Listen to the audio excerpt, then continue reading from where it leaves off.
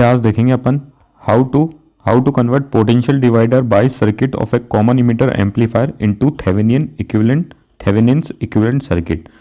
जो potential divider bias circuit होता है कॉमन इमीटर एम्पलीफायर में, उसका थेवेनिन इक्विवेलेंट सर्किट बनाना सीखेंगे कि उसको कैसे बनाते हैं। ठीक है, तो देखो सबसे पहले तो अपन पोटेंशियल डिवाइडर बायस बना लो कॉमन इमीटर एम्पलीफायर का। ये आप देख सकते हैं कॉमन इमीटर एम्पलीफायर है जिसकी बायसिंग हो रही है किससे, वोल्टेज डिवाइडर या पोटेंशियल डिवाइडर सर्किट से। ठीक है, ये दो रेजिस्टेंस है, ये रेजिस्टेंस R2 होता है, यही बेस वोल्टेज प्रोवाइड करता है जिससे इसकी बायसिंग होती है। ठीक है, जो वोल्टेज ड्रॉप होती है, सॉरी मैं ढंग से बोल दूँ, जो वोल्टेज ड्रॉप होती है अक्रॉस R2 वही इसकी जो कॉमन इमीटर एम्पलीफायर है उसकी बायसिंग करता है। ठीक है, इसको एक्टिव रीजन में लाता है।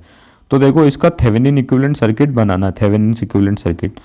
तो सबसे पहले देखो ये VCC है। ठीक है, ये सेम पोटेंशियल दे रही है यहाँ पे भी और यहाँ पे भी। तो सबसे पहले इस VCC को ब्रेक कर लो जो अपनी DC सप्लाई है। ठीक है, यही इसी सप्लाई और इसी रेजिस्टेंस के मदद से अपन क्या करते हैं, जो एम्पलीफायर है अपना ट्रांजिस्टर एम्पलीफायर उसकी बायसिंग करते हैं। तो ये VCC जो है, जो अपना DC सप्लाई वोल्टेज है वो सेम पोटेंशियल पे है, यहाँ पे भी यहाँ पे भी। तो इन दोनों को क्या करो आप ब्रेक कर लो यहाँ। ठीक है, तो देखो मैंने बिल्कुल इसको ब्रेक कर दिया, VCC को दोनों तरफ लगा दिया, बाकी सर्किट वैसा का वैसा ही है। यहाँ पे दोनों ये क्या है, ग्राउंड पोटेंशियल पे है, इमीटर रेजिस्टेंस और अपना R2। अब देखो यहाँ से इसको बेंड करो। ठीक है, यहाँ से बेंड करते हुए इस VCC को R2 से कनेक्ट करो। ठीक है, और बिल्कुल वैसा यहाँ पे भी करो। ठीक है, तो देखो बिल्कुल ऐसा सा सर्किट बन जाएगा जैसे कि मैंने आपको बताया, यहाँ से बेंड करना है इसको। ठीक है, और कनेक्ट कर देना है यहाँ से R2 से। तो देखो बिल्कुल ऐसा सा सर्किट बनाना है, ऐसा दोनों तरफ करना है। देखो यहाँ पे कुछ ऐसा सा बना। ठीक है, R1 और R2 लग रखे हैं, उसके साथ VCC लग रखा है और ये जो ग्राउंड पोटेंशियल पे था वो बना दिया। ठीक है, और वैसा ही बिल्कुल इस तरफ। तो देखो अपन को पोटेंशियल डिवाइडर या वोल्टेज डिवाइडर बाय सर्किट का थेवेनिन इक्विवेलेंट सर्किट निकालना था। तो देखो थेवेनिन इक्विवेलेंट सर्किट क्या होता है, उसमें एक वोल्टेज सोर्स होता है, जैसे कि मैं आपको बता दूं लास्ट में सर्किट कैसा बनेगा ताकि आपको थोड़ी आसानी हो। ऐसा थेवेनिन इक्विवेलेंट वोल्टेज निकालना होगा और थेवेनिन इक्विवेलेंट रेजिस्टेंस निकालना होगा। ठीक है, इस सर्किट को सिंप्लीफाई करते हैं तो एक वोल्टेज आता है थेवेनिन इक्विवेलेंट वोल्टेज जो सीरीज में होता है थेवेनिन इक्विवेलेंट रेजिस्टेंस के। ठीक है, तो अपन को कुछ ऐसा सा बनाना है, तो VTH और RTH निकालना, थेवेनिन वोल्टेज और थेवेनिन रेजिस्टेंस। तो देखो सबसे पहले RTH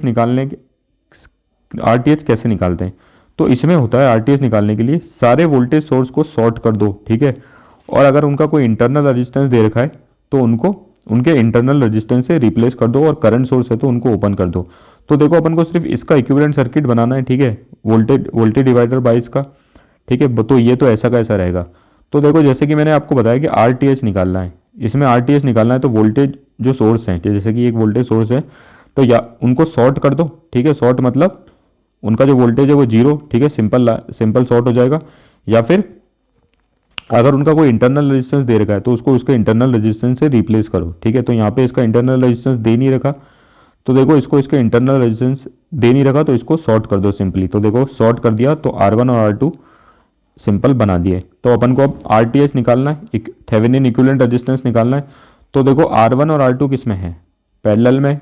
तो देखो RTH कैसे निकालेंगे अपन, सिंपल जो वोल्टेज जो रेजिस्टेंस होता है वो पैरेलल में कैसे होता है, रेसिप्रोकल होके ऐड होता है।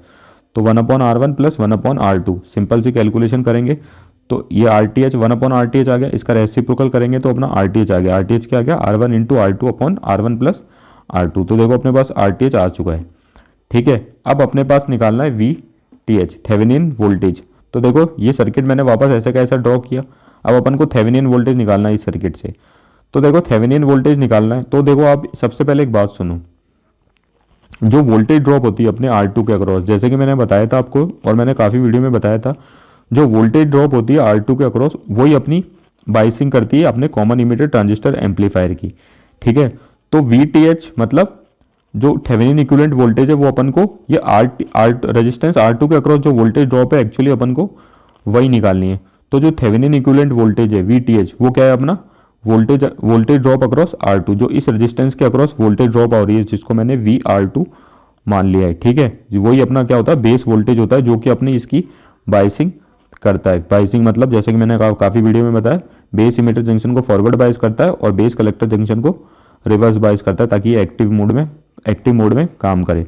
तो देखो इसके अक्रॉस वोल्टेज ड्रॉप निकालनी है, वही अपना थेवेनिन इक्विवेलेंट वोल्टेज है। तो कैसे निकालेंगे, देखो ये VCC सप्लाई वोल्टेज है, DC सप्लाई वोल्टेज, और रेजिस्टेंस R1 और R2 इस सर्किट में। देखो रेजिस्टेंस R1 और R2 किस में, सीरीज में। सीरीज में कैसे हैं, देखो दोनों में सेम करंट फ्लो हो रहा है। यहाँ से बैटरी के पॉजिटिव टर्मिनल से करंट फ्लो होगा, ठीक है, पूरे सर्किट में फ्लो होगा।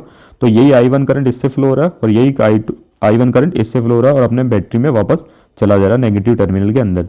तो R1 और R2 किस में है, सीरीज में। तो देखो इसमें I निकालना है, तो I कैसे निकालते हैं, टोटल वोल्टेज VCC, ठीक है, upon R1 plus R2 total resistance, क्योंकि सीरीज में तो सिंपल अपन ऐड कर देंगे R1 और R2। तो I इक्वल्स टू क्या हो जाता है, V अपॉन R। तो V कितना है, VCC, और R कितना है, total resistance R1 plus R2। तो इस सर्किट में जो करंट की वैल्यू है I, वो अपने पास निकल के आ गई। अब अपन को निकालना है इसके अक्रॉस वोल्टेज ड्रॉप, वही अपना थेवेनिन इक्विवेलेंट वोल्टेज है। तो इसके अक्रॉस जो वोल्टेज ड्रॉप है, तो V इक्वल्स वोल्टेज ड्रॉप जो होगी इसके अक्रॉस R2 के अक्रॉस वो होगी I इंटू R2। भाई I करंट ही तो फ्लो कर रहा है R2 के, तो I इंटू R2 इसके अक्रॉस वोल्टेज ड्रॉप होगी, ठीक है। तो I की वैल्यू अपन ने यहाँ पे निकाल ली, VCC upon R1 plus R2। इसको यहाँ पे आप पुट कर दो, ठीक है, सिंपली। तो जो थेवेनिन इक्विवेलेंट वोल्टेज होगा वो कितना हो जाएगा, VCC इंटू मतलब DC सप्लाई वोल्टेज जो थी into R2 upon R1 plus R2, ठीक है। तो ये अपना थेवेनिन इक्विवेलेंट वोल्टेज आ गया। तो सिंपल सा इन दोनों की वैल्यू रखो। थेवेनिन इक्विवेलेंट सर्किट कैसे बनाते, एक थेवेनिन वोल्टेज सोर्स होता है जिसके पैरेलल में सीरीज में लगा होता है रेजिस्टेंस, और बाकी का जो अपना सर्किट है कॉमन इमिटर ट्रांजिस्टर का, वो ऐसा कैसा। तो देखो ये वोल्टेज डिवाइडर जो circuit, voltage divider bias circuit था, उसका थेवेनिन इक्विवेलेंट सर्किट अपने पास निकल के आ गया, जिसमें अब मैंने थेवेनिन वोल्टेज की वैल्यू भी बता दी और थेवेनिन रेजिस्टेंस की वैल्यू भी निकाल के आपको बता दी। Thank you.